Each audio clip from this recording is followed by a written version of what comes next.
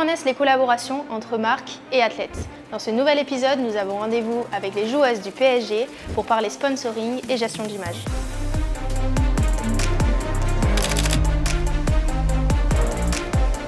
Aujourd'hui, plus de 70% des marques privilégient des campagnes basées sur l'authenticité et la proximité des athlètes. Et dans le sport féminin, ces collaborations ont encore plus de sens car elles permettent de raconter des histoires, défendre des valeurs et inspirer. Mais pour qu'une collaboration fonctionne, il faut respecter un équilibre entre les objectifs de la marque et l'image de l'athlète. On retrouve Ketchi, Martin et Pierrot qui sont allés interviewer les joueuses. Qu'est-ce qui est le plus important pour toi quand tu choisis de collaborer avec une marque? Le plus important, déjà, je pense que quand je rencontre la marque, c'est de bien m'entendre avec les gens avec qui je vais collaborer plus tard. La deuxième chose que je recherche, c'est d'avoir les mêmes valeurs que la marque que je vais représenter.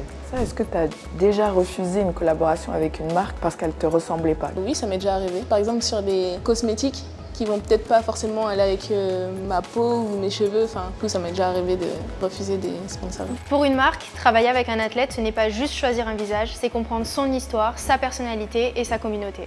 C'est là qu'interviennent les métiers du sport business, comme les agents d'image, les chefs de projet ou encore les brand managers. Tu es accompagné par un agent d'image ou une agence? Oui, moi je suis accompagnée avec un agent d'image depuis à peu près 4 ans maintenant. C'est vrai qu'avant, j'en avais pas forcément et je faisais de moi-même, mais ça prend beaucoup de temps aussi, ça prend de l'énergie, donc déléguer aussi à une personne de confiance, ça c'est important aussi. Ce côté-là pour me soulager moi dans mon côté sportif. Pourquoi cette agence en particulier? Qu'est-ce qui a fait la différence? J'ai déjà depuis quelques années. C'est eux qui m'ont, dès mes 18 ans, qui sont venus me voir et qui m'ont demandé. Et leur projet me semblait très bien et solide, du coup j'y suis allée.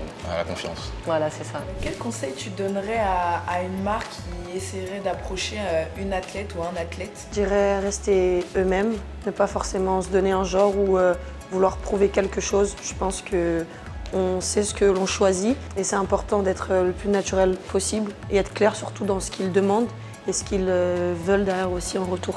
Ok, merci à toi en tout cas. Une campagne qui fonctionne, c'est une campagne où l'athlète devient ambassadrice et pas simplement un support de communication.